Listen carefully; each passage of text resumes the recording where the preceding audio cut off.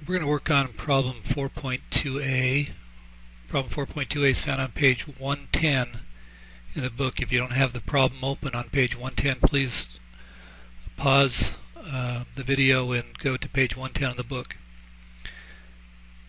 You'll notice on this problem we're going to be journalizing and posting transactions. At the bottom of page 110 is a list of transactions that we're going to go through.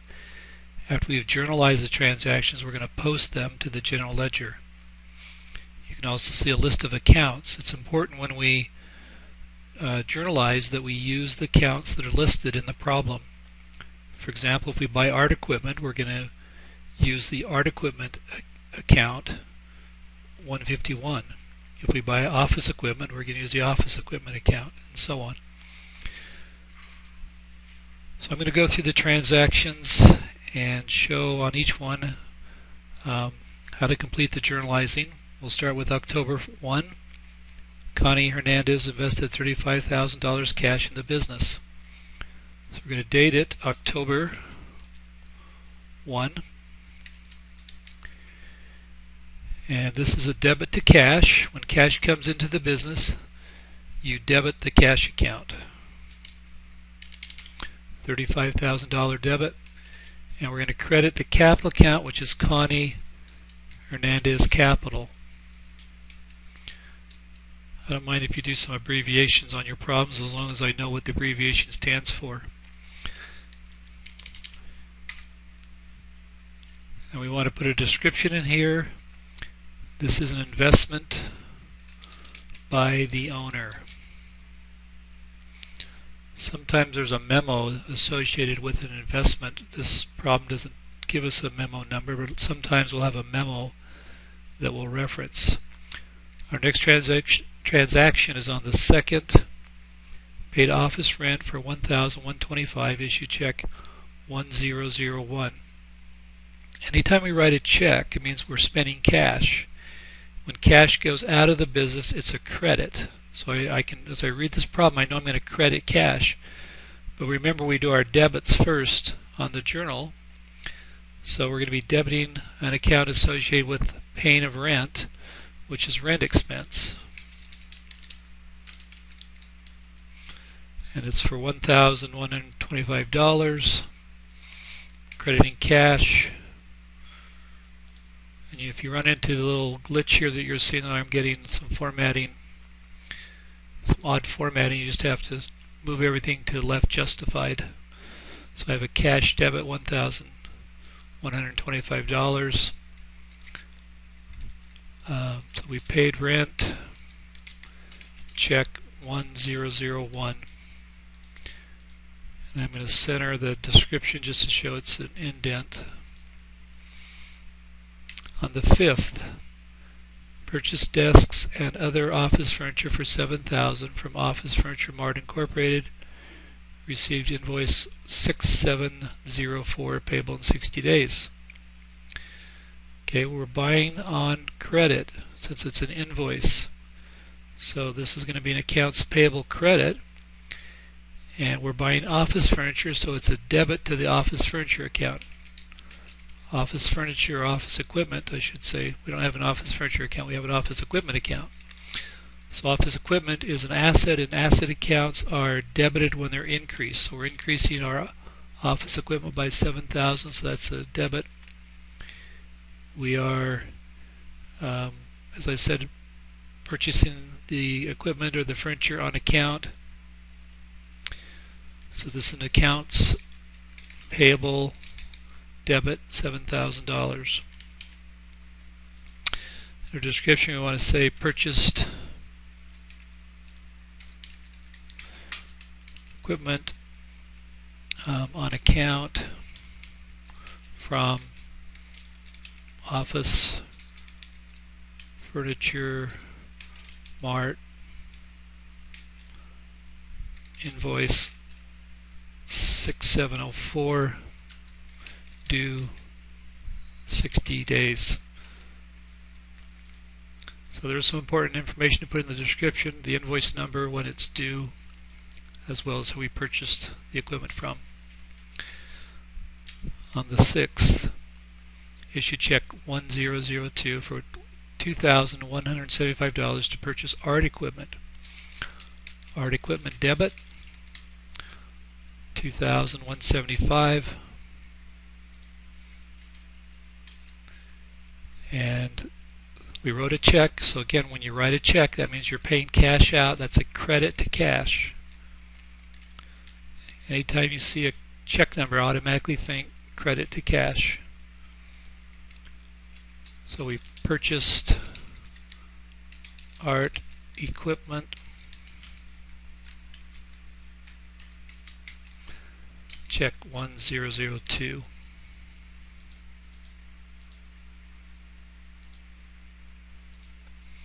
Seventh. I'm going to move down one more row. It's always good to leave, just makes it a little bit cleaner if you leave a blank row. Purchase supplies, $535, paid with check 1003.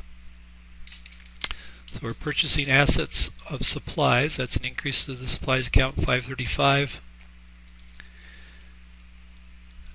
And we have a check number, so that means it's a check credit, or cash credit I should say, $535. So we purchased supplies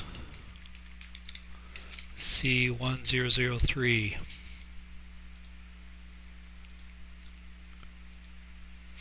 Next transactions on the 10th. Issue check 1004 for $250 for office cleaning service. If you look in our expense accounts, we have an office cleaning expense account. So office cleaning expense, $250. And again, we wrote a check, so that's a credit to the cash account, $250. So we paid for office cleaning, check 1004. So we'll scroll down a little bit here. Next transactions on the 12th. Perform services for $1,600 in cash and $1,400 in credit. Use compound entry. So when we see the term perform services, that means we're going to be receiving fees. An increase to the fees income account is a credit. So we'll be crediting fees income. Question is then, what are we going to be debiting here? Well, we receive cash in, so a cash increase is a debit of $1,600. The rest of what we're owed has been placed in an accounts receivable. When a customer owes us money, it's accounts receivable. That's also a debit account, so we're going to debit accounts receivable, $1,400. And we're going to credit fees income, $3,000. So we performed services,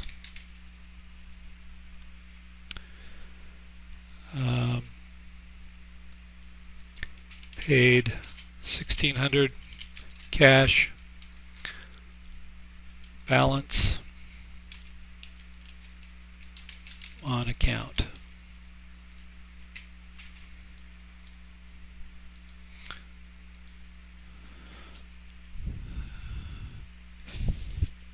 $15th, returned damaged supplies for cash refund. So earlier, if you go back to the 7th, we purchased supplies. Apparently some of them are defective, so we're going to return those for a cash refund. So cash coming in is a deficit. We're getting cash of $150. And we're going to credit supplies to take that amount out of the supplies account. We had earlier debited it for $250, or I'm sorry, $535. So now we're going to credit that account. So our description will be return damaged supplies.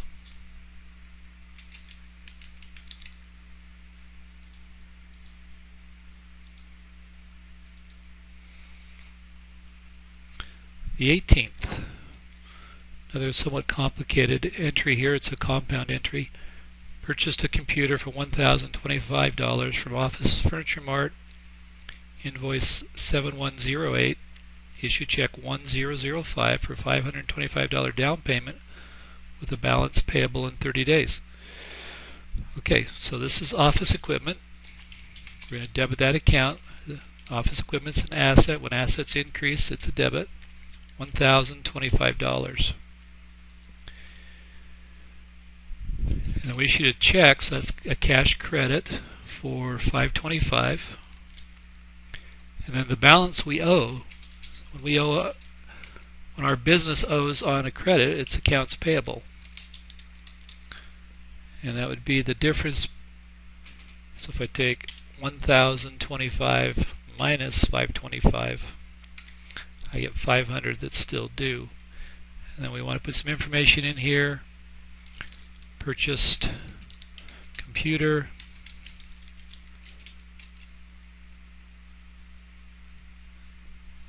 paid cash 525, balance due 30 days, invoice 7108. Okay, and I should have put in there earlier, I'll just put it now. Purchased from Office Furniture Mart.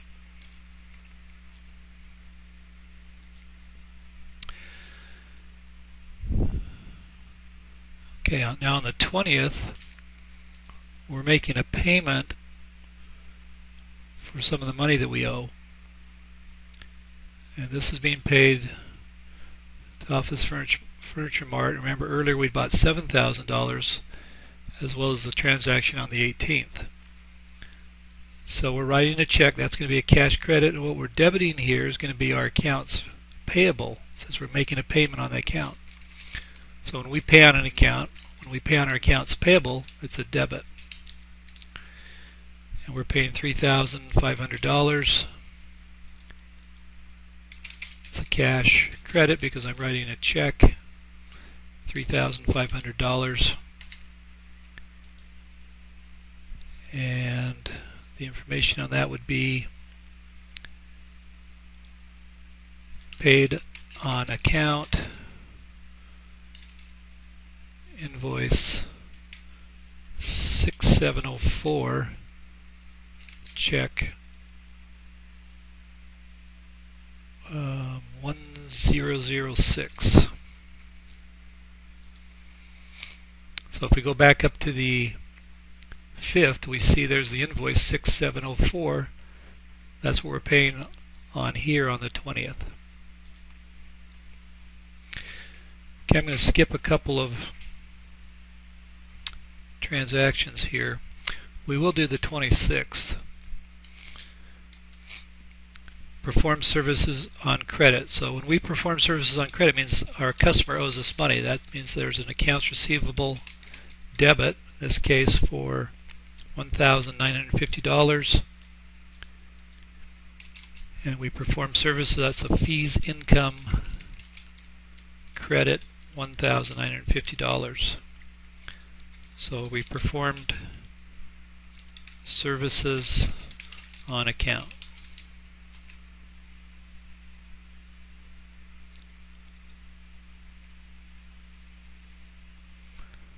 Okay, I'm going to skip down to the 30th.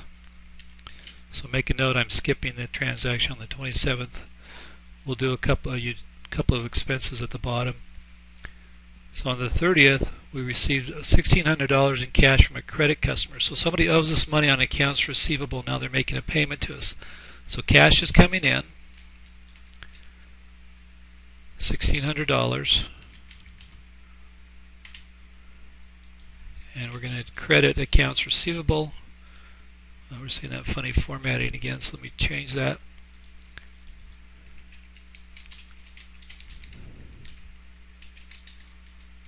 $1,600. So that's a decrease to our accounts receivable account.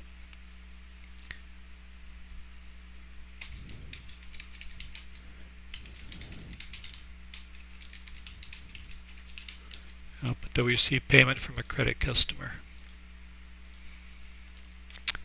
Okay, the last transaction we're going to do is the second transaction on the 30th, where we paid on a utility bill. Anytime it's an expense item like utility bill, telephone, we always debit the expense account. In this case, $296. And there's a check number here, so it means it's a cash credit. $296. Paid utilities.